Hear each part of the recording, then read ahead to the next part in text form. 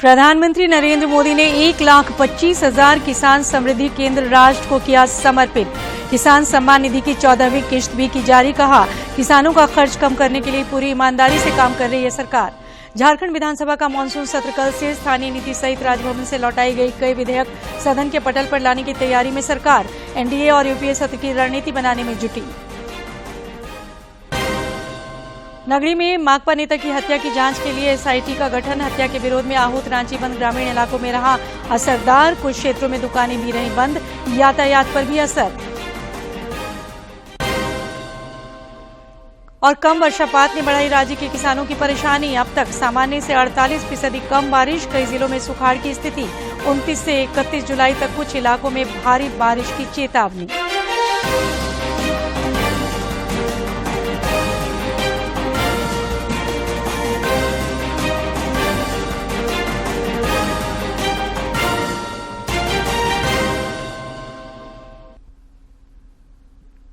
नमस्कार, खबरें झारखंड में आपका स्वागत है।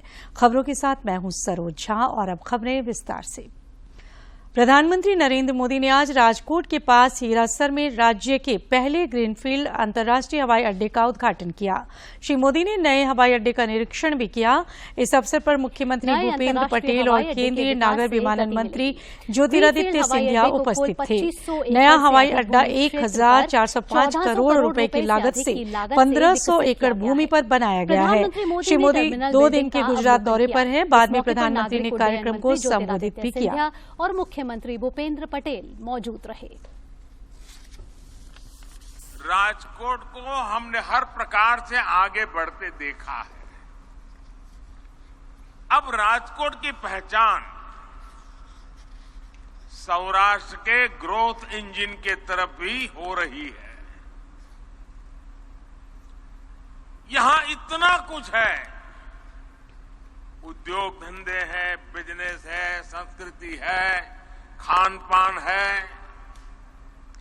लेकिन एक कमी महसूस होती थी और आप सभी भी बार बार मुझे बताते रहते थे और वो कमी भी आज पूरी हो गई है।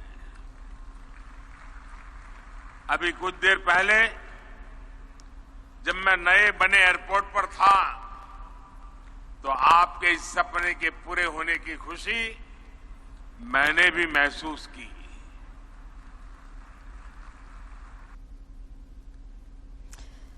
प्रधानमंत्री नरेंद्र मोदी ने आज राजस्थान के सीकर में विभिन्न विकास परियोजनाओं का लोकार्पण भी किया और शिलान्यास किया। इन परियोजनाओं में 1,25,000 से अधिक पीएम किसान समृद्धि केंद्रों का लोकार्पण, सल्फर युक्त यूरिया की एक नई किस्म यूरिया गोल्ड का शुभारंभ समेत प्रधानमंत्री किसान सम्मान निधि योजना की 14वीं किस्त भी जारी की। राजस्थान के दौरे पर प्रधानमंत्री मोदी ने सीकर में राज्य को विकास की ढेरों सौगातें प्रदान की। उन्होंने एक सार्वजनिक कार्यक्रम में यूरिया गोल्ड लॉन्च किया, जो एक उर्वरक की नई किस्म होने के साथ ही सल्फर से लेपित होगी। उन्होंने किसानों को लाभ पहुंचाने वाले एक महत्वपूर्ण कदम के रूप में 1.25 लाख पीएम किसान समृद्धि केंद्र राष्ट्र को समर्पित किया। उन्होंने कहा कि पीएम किसान समृद्धि केंद्र किसानों की समृद्धि का मार्ग प्रशस्त करेंगे। ये किसानों के लिए वन स्टॉप सेंटर की तरह काम करेंगे। अब प्रधानमंत्री किसान समृद्धि केंद्र किसानों को वहां से बीज भी मिलेगा और खाद भी मिलेगा। इसके अलावा खेती से जुड़े औजारों और दूसरी मशीनें भी इस केंद्र पर मिला करेगी। ये सेंटर खेती से जुड़ी हर आधुनिक जानकारी किसानों को देंगे। पीएम मोदी ने बटन दबाकर प्रधानमंत्री किसान सम्मान निधि के अंतर्गत 14वीं किश्त के रूप में लगभग 17,000 करोड़ रुपए की धनराशि डीबीटी के माध्यम से 8.5 करोड़ से अधिक लाभार्थियों को जारी की। उन्होंने डिजिटल वाणिज्य के ओपन नेटवर्क पर 1500 किसान उत्पादक संगठनों यानी एफपीओ को शामिल किए जाने का शुभारंभ भी किया। ओएनडीसी डिजिटल मार्केटिंग, ऑनलाइन भुगतान, व्यवसाय से व्यवसाय, बिजनेस टू बिजनेस और व्यवसाय से उपभोक्ता लेन देन तक सीधी पहुंच के साथ एफपीओ को सशक्त बनाता है। पीएम मोदी ने किसानों के पैसे बचाने संबंधी सरकार के प्रयासों की गुमला के पालकोट रोड में स्थापित प्रधानमंत्री किसान समृद्धि केंद्र में प्रधानमंत्री नरेंद्र मोदी का संबोधन वर्चुअल माध्यम से सुना गया। झारखंड में कुल 23 प्रधानमंत्री किसान समृद्धि केंद्रों की स्थापना की गई है, लेकिन गुमला के लिए ये फक्र का विषय रहा कि प्रधानमंत्री के लाइव कार्यक्रम से इस केंद्र को जोड़ा गया। प्रधानमंत्री किसान समृद्धि केंद्र में किसानों को उचित मूल्य पर उन्नत बीज, खाद, कीटनाशक दवाइयां और कृषि उपकरण सहित अन्य सामान उचित दर पर मिलेंगे। इस केंद्र के निदेशक दीपक अग्रवाल ने कहा कि ये गौरव का विषय है कि प्रधानमंत्री के लाइव कार्यक्रम के लिए गुमला जैसे आदिवासी बहुल छोटे जिले को चुना गया है। ये पूरे इंडिया में 1.25 लाख कृषि केंद्र है। आज प्रधानमंत्री इसको देश को समर्पित करने जा रहे हैं। इसमें से पूरे इंडिया में 9 प्रधानमंत्री कृषि केंद्र का सिलेक्शन हुआ है, जिसमें छोटे से जिले गुमला का भी सिलेक्शन हुआ है। जिले के कृषि पदाधिकारी विनोद कुजूर ने कहा कि इस केंद्र की स्थापना होने से अब किसानों को जरूरत के सभी सामान एक ही जगह पर उपलब्ध हो जाएंगे। प्रधानमंत्री मोदी जी ने हम लोग को सब्सिडी पे बीज भी दिए हैं और किसान सम्मान निधि के तहत 2000 रुपये हर 4 महीना में दे रहे हैं, जिससे हम लोग को बहुत सुविधा मिल रही है और सिंचाई के लिए भी बहुत सारा पंप सेट वगैरह या सिंचाई की सुविधा की है। भाजपा के जिला अध्यक्ष अनूप अधिकारी ने इस कार्यक्रम में भाग लेने के बाद कहा कि प्रधानमंत्री ने लगातार किसानों के हित के लिए काम किया है, इससे किसानों को लाभ मिल रहा है। माननीय प्रधानमंत्री जी के द्वारा सौगात दिया गया, साथ ही साथ किसान सम्मान निधि का 14वीं किस्त आज जारी किया गया। प्रधानमंत्री किसान समृद्धि केंद्र की स्थापना होने से गुमला जिले के किसानों में काफी खुशी देखी जा रही है। अब किसानों को उचित कीमत पर अच्छी बीज और खाद के अलावा अन्य कृषि सामग्रियां मिल पाएंगी। गुमला से बलदेव शर्मा की रिपोर्ट। प्रधानमंत्री किसान समृद्धि केंद्रों के उद्घाटन कार्यक्रम का सीधा प्रसारण देखने के लिए रामगढ़ कृषि विज्ञान केंद्र में कार्यक्रम का आयोजन किया गया। कृषि विज्ञान केंद्र के प्रभारी कृषि वैज्ञानिक डॉक्टर इंद्रजीत ने कहा कि प्रधानमंत्री ने कार्यक्रम में आए किसानों को आय दोगुनी करने सहित कई टिप्स दिए हैं, जिससे उन्हें काफी लाभ होगा। माननीय प्रधानमंत्री जी द्वारा किसानों के लिए किसान सम्मान निधि का जो 14वीं किस्त का स्थानांतरण हो रहा है, जिसमें 8,500 करोड़ किसानों को इसका लाभ मिलने जा रहा है। कार्यक्रम में शामिल एक किसान सुखदेव गंजू ने बताया कि प्रधानमंत्री के कार्यक्रम का सीधा प्रसारण देखने से उन्हें काफी जानकारी मिली है।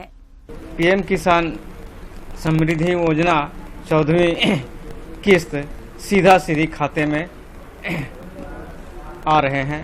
किसान सम्मान निधि योजना की 14वीं किश्त खाते में भेजे जाने पर प्रधानमंत्री के प्रति आभार प्रकट करते हुए एक किसान ने कहा कि हम लोग प्रधानमंत्री के सपनों को साकार करने की कोशिश करेंगे। और हम लोग को आज के खरीफ फसल के लिए जानकारी मिला और किसान के लिए कैसे वृद्धि होगा, आमदनी कैसे बढ़ेगा, उसके लिए बताया गया। हाँ, प्रधानमंत्री का सपना को हम लोग साकार करने का जरूर प्रयास करेंगे। किसान कपिल गंजू ने कहा कि प्रधानमंत्री नरेंद्र मोदी किसानों की आय दोगुनी करने के लिए प्रयास कर रहे हैं, इससे किसानों में खुशी का माहौल है। बैंक खाते में पीएम मोदी जी ने भेजे हैं और इससे किसान को आय करने में दोगुना करने का जो सपना है वो कहीं न कहीं साकार होते हुए सब किसान के चेहरे में दिख रहा है। पीएम किसान सम्मान निधि किसानों की वित्तीय जरूरतों को पूरा करने के लिए फरवरी 2019 में शुरू की गई एक केंद्रीय योजना है। प्रधानमंत्री द्वारा आज इसकी 14वीं किश्त जारी किए जाने पर जिले के किसान काफी खुश है। रामगढ़ से कौशल किशोर तिवारी की रिपोर्ट। गुजरात पहुंचने से पहले प्रधानमंत्री ने राजस्थान के सीकर में जनसभा को संबोधित किया। उन्होंने राजस्थान की बिगड़ी विधि व्यवस्था के लिए वहां की गहलोत सरकार को जिम्मेवार ठहराया।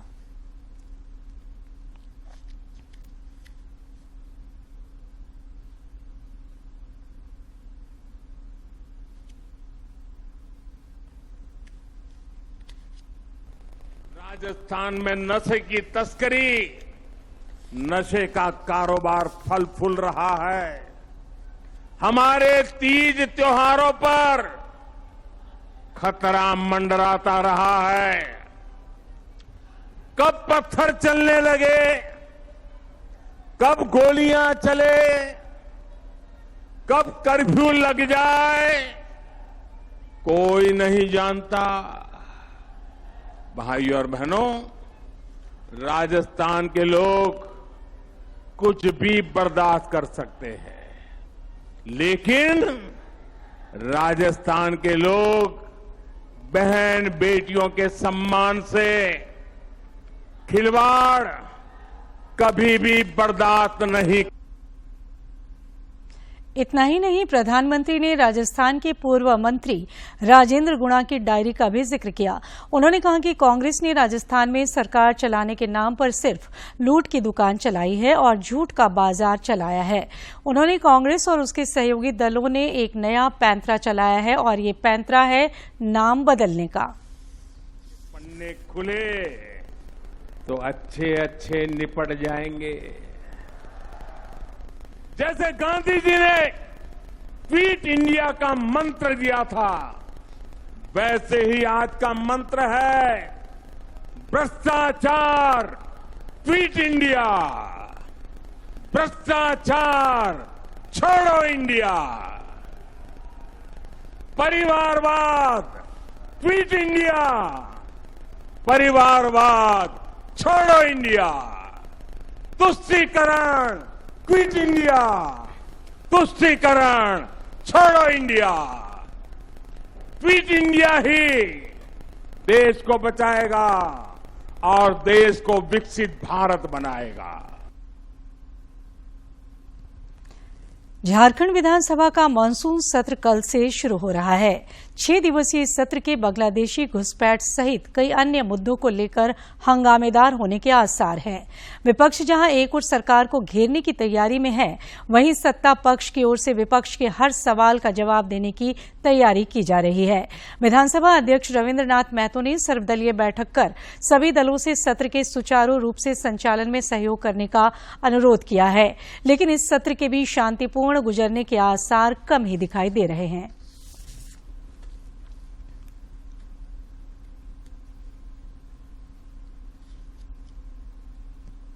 इस सत्र में राज्य सरकार 31 जुलाई को वित्तीय वर्ष 2023-24 के लिए प्रथम अनुपूरक बजट पेश करेगी, जिस पर 1 अगस्त को चर्चा होगी और सदन की मंजूरी ली जाएगी।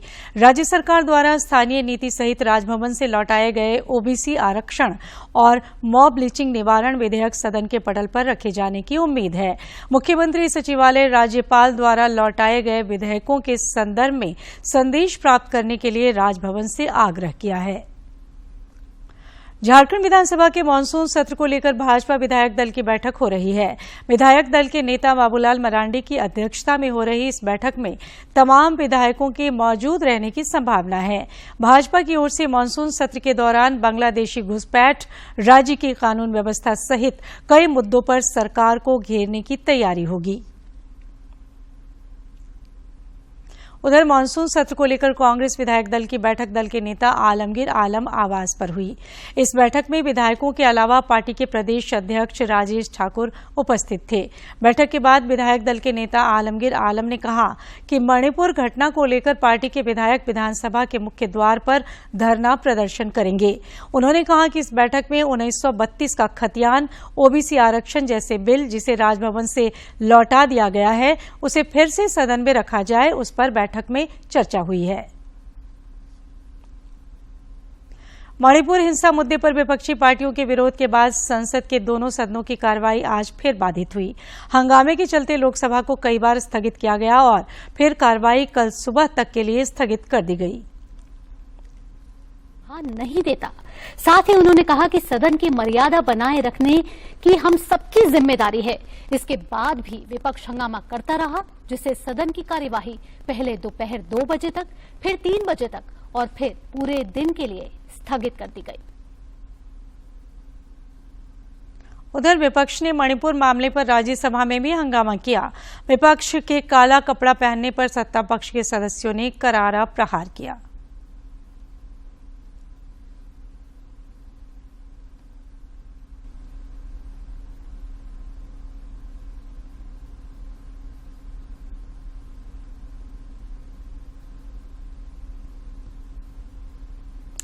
राज्यसभा में आज चलचित्र संशोधन विधेयक 2023 को पारित कर दिया गया है। केंद्रीय सूचना एवं प्रसारण मंत्री अनुराग सिंह ठाकुर ने सदन में बिल के बारे में कहा कि इस विधेयक के माध्यम से पायरेसी पर लगाम लगाने में मदद मिलेगी। चलचित्र संशोधन विधेयक पर चर्चा के समय विरोध करते हुए विपक्ष ने वॉकआउट भी किया।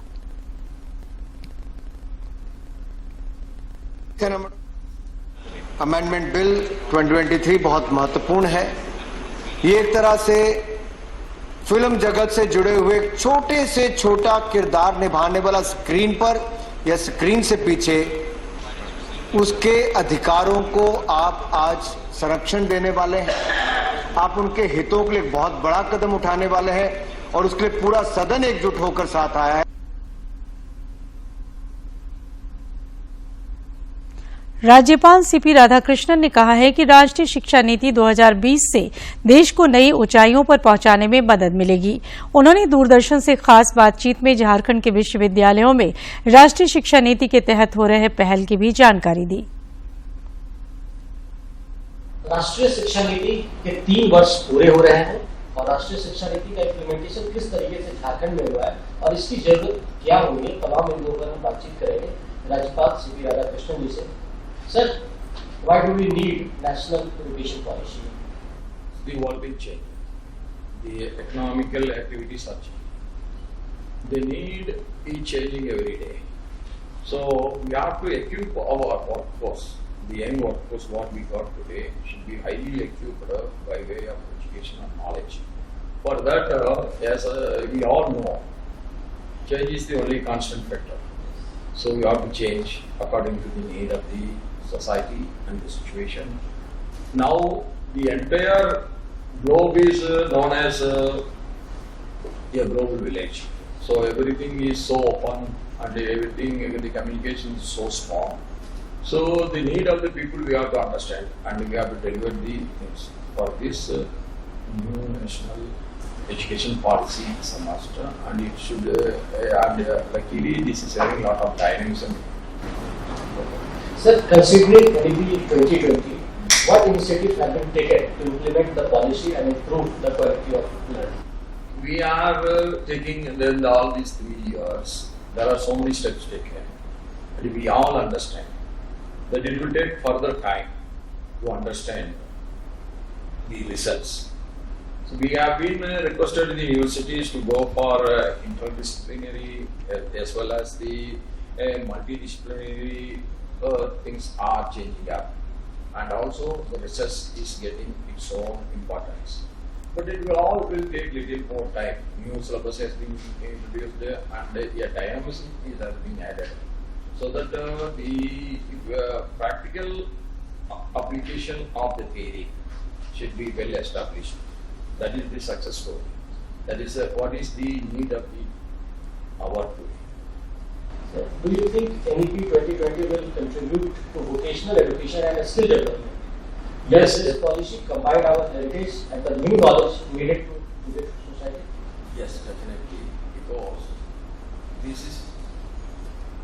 it is not only theory. The practical knowledge is being also added to the students. The previous our system was that there is no connectivity or correlation between the theory and the practice. Now in this national education policy, the theory is also getting importance as well as the practice. So vocational practice the trainings is also being designed up. So this is going to make a workforce which is very close to the industrial needs. Sir, what are the significant challenges of implementation and that is as usual now. All over the world this problem is there. That academicians, our bureaucrats and the finance all should be properly linked. Where we have to spend that much money. Where we should not waste our resources, that should be taken care. And proper understanding between the bureaucracy and the scholars like the professors, VCs should be well maintained. Then only it will get implemented at all levels. In the preliminary education also should be good strengthened. And also the higher education. Without strengthening the preliminary education, you cannot strengthen the education at the university level, because children has to grow from the young age. They should get proper education at all levels. So the burden will not be there on their minds. So it is, I believe, it is going to change the mindset of our young people. That is where the success is going. तो राज्यपाल CP. Radhakrishnan जी से बात कर रहे थे, उन्होंने साफ तौर पर कहा कि किस तरीके से जो न्यू नेशनल एजुकेशन पॉलिसी है उसका इम्प्लीमेंटेशन झारखंड में हो रहा है और उसका आने वाले दिनों में जो रिजल्ट है वो हमारे जो कह सकते हैं जो मूल्य है, हमारे जो सामाजिक सांस्कृतिक जो रीति रिवाज है, उन सबको भी इससे बढ़ावा मिलेगा और एक स्ट्रेंथन होगा और हमारे युवा जो नई पीढ़ी आने वाली होगी उसका जो भविष्य होगा उसके आधार पर तैयार होगा। मुख्यमंत्री हेमंत सोरेन से आज वन, पर्यावरण एवं जलवायु परिवर्तन विभाग के अपर मुख्य सचिव एल ख्यांगते एवं प्रधान मुख्य वन संरक्षक संजय श्रीवास्तव ने शिष्टाचार मुलाकात की। इस मौके पर उन्होंने मुख्यमंत्री को 28 जुलाई को आयोजित होने वाले 74वें वन महोत्सव में मुख्य अतिथि के रूप में शामिल होने के लिए आमंत्रण पत्र सौंपा। वन महोत्सव का आयोजन ट्रेनिंग ग्राउंड खोजाटोली नामकुम रांची में आयोजित होगा। नगरी में भाकपा नेता सुभाष मुंडा की हत्या के विरोध में आहूत रांची बंद का व्यापक असर देखा गया। ग्रामीण क्षेत्रों में दुकानें बंद रहीं, वहीं यातायात पर भी बंद का असर देखा गया।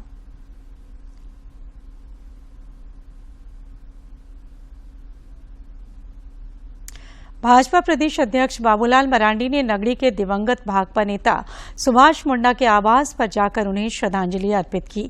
उन्होंने स्वर्गीय मुंडा के परिजनों से मिलकर ढांढस बंधाया। बाद में पत्रकारों से बातचीत में उन्होंने राज्य सरकार पर हमला भी बोला।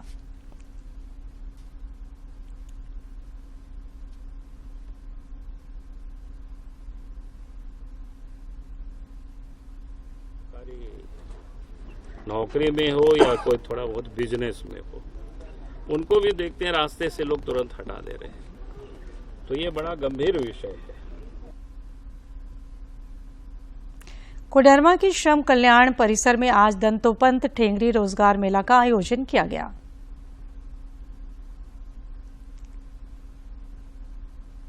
रोजगार मेला में कई स्कूल कॉलेजों के अलावे विभिन्न औद्योगिक इकाइयों के 31 स्टॉल लगाए गए, जहां तकरीबन 1500 से ज्यादा युवाओं को रोजगार देने का लक्ष्य रखा गया। ऐसे में यहां रोजगार पाने में युवाओं की खासी दिलचस्पी देखने को मिली। बहुत फायदा होता है, जो लोग पढ़े लिखे हैं और बेरोजगार भी हैं, ऐसे देहड़ी मेला लगने से वो आते हैं, अपना रिज्यूम देते हैं और उनके जितने भी काम के दरवाजे वो खुले रहते हैं स्वतंत्र तरीके से। वो स्वतंत्र होकर एक अपने में एस्टेब्लिश होकर सेल्फ डिपेंड होकर देते हैं और बहुत अच्छा लगता है। ऐसे रोजगार मेला से बहुत फायदा पहुंचता है। श्रम नियोजन प्रशिक्षण एवं कौशल विभाग के द्वारा जिला नियोजनालय के तहत ये रोजगार मेला आयोजित किया गया। कंपनियों के प्रतिनिधि अपनी अपनी जरूरतों के हिसाब से अभ्यर्थियों का आवेदन ले रहे हैं और साक्षात्कार के बाद उनका चयन भी किया जा रहा है। रोजगार मेला में आए युवाओं ने कहा कि अधिकांश कंपनियों के स्थानीय होने के कारण काफी फायदा मिल रहा है। सर बहुत फायदा हो रहा है, जो यहाँ से बाहर जा रहे हैं उनको अब यहीं रोजगार मिल रहा है। यहाँ बहुत सारे फैक्ट्री हैं, बहुत सारे कंपनी हैं और भी बहुत सारे हैं जो कि सबको जो बेरोजगार है उन लोगों को रोजगार मिल रहा है। इसमें लक्ष्य जो निर्धारित किया गया है, हम लोग का सरकार का ये पूरा मतलब ध्येय है कि ज्यादा से ज्यादा स्थानीय लोगों को दिया जाए नौकरी। रोजगार मेला में न्यूनतम अर्हता 8वीं पास निर्धारित की गई है और 12,000 से लेकर 75,000 प्रतिमाह तक के रोजगार उपलब्ध कराए जा रहे हैं। इस तरह के आयोजन से बड़ी संख्या में युवाओं को रोजगार भी उपलब्ध हो रहा है। कोडरमा से गजेंद्र बिहारी की रिपोर्ट।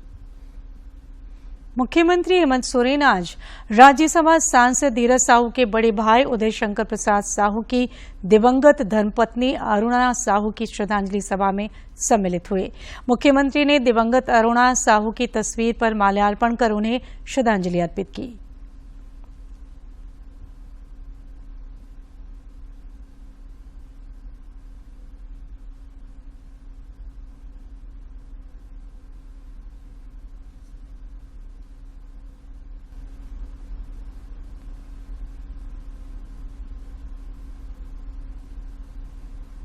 और अब कुछ खबर राज्य के विभिन्न जिलों से।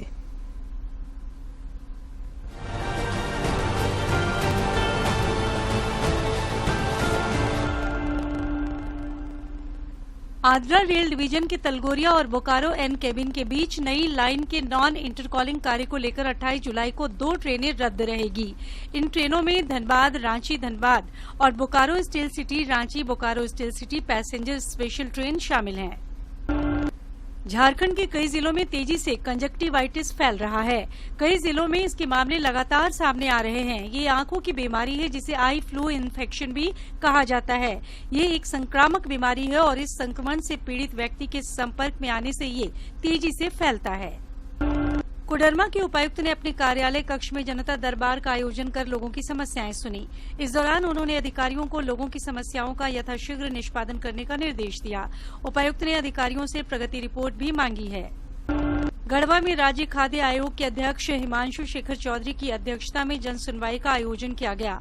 अध्यक्ष ने जन सुनवाई में आए लोगों की खाद्यान्न से जुड़ी समस्याओं को सुना और योग्य लाभुकों तक राशन की उपलब्धता सुनिश्चित कराने का निर्देश दिया। टुंडी के विधायक मथुरा प्रसाद महतो ने सिजुआ में मनोरंजन दास द्वारा प्रतियोगी परीक्षाओं की तैयारी के लिए खोरठा भाषा में लिखी गई पुस्तक खोरठा गाइड सह प्रैक्टिस वर्म बुक का विमोचन किया। इस मौके पर लेखक सहित कई अन्य लोग उपस्थित थे। चाईबासा के कांग्रेस भवन में पूर्व राष्ट्रपति एपीजे अब्दुल कलाम की पुण्यतिथि मनाई गई। इस कार्यक्रम में उपस्थित कांग्रेस के नेताओं ने मिसाइल मैन डॉक्टर कलाम के व्यक्तित्व और उनके जीवन पर चर्चा की। वक्ताओं ने कहा कि डॉक्टर कलाम न केवल महान वैज्ञानिक बल्कि प्रेरणादायक नेता भी थे। कोयला मंत्रालय के आदेश पर बोकारो और धनबाद में कोल माइंस के विस्तारीकरण का काम चल रहा है। कोल कंपनियों द्वारा इन जिलों में कोल माइंस के विस्तारीकरण के लिए कई क्षेत्रों को चिन्हित किया गया है। मंत्रालय कोयला उत्पादन को बढ़ाने के लिए कई कोल ब्लॉकों के विस्तारीकरण पर जोर दे रहा है। गोवा में 25 अक्टूबर से आयोजित होने वाले 37वें नेशनल गेम्स के लिए क्वालिफाई कर चुके झारखंड के खिलाड़ियों को अगस्त से प्रशिक्षण दिया जाएगा। खेल निदेशक सरोजनी लकड़ा ने बताया कि पहले प्रशिक्षण शिविर का आयोजन 21 अगस्त से 8 सितंबर तक किया जाएगा। द्वितीय प्रशिक्षण शिविर 11 से 30 सितंबर तक चलेगा, जबकि तीसरे और फाइनल प्रशिक्षण शिविर का आयोजन 7 अक्टूबर से रहेगा।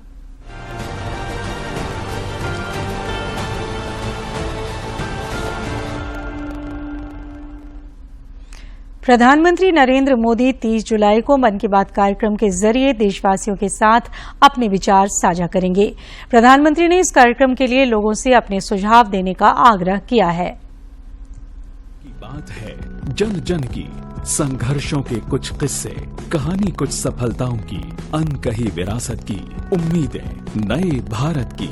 महीने के आखिरी रविवार का रहता है इंतजार। ब्रह्मपुत्र के घाट से हिमालय के विस्तार तक होती है मन की बात प्रधानमंत्री के साथ। तो सुनिए, इस महीने 30 जुलाई सुबह 11 बजे मन की बात आकाशवाणी और दूरदर्शन के सभी चैनलों पर। आप भी माननीय प्रधानमंत्री के मन की बात का हिस्सा बन सकते हैं। इसके लिए आप अपने सुझाव post box number 111 Akashvani Delhi पर भेज सकते हैं। नमो ऐप या माई गॉव के ओपन फोरम में पोस्ट कर सकते हैं। तो याद रखें, रविवार 30 जुलाई सुबह 11 बजे मन की बात। और अब मौसम। राज्य में अभी सामान्य से 48% कम बारिश हुई है। मौसम विभाग ने 29 से 31 जुलाई तक राज्य में भारी बारिश होने की चेतावनी जारी की है।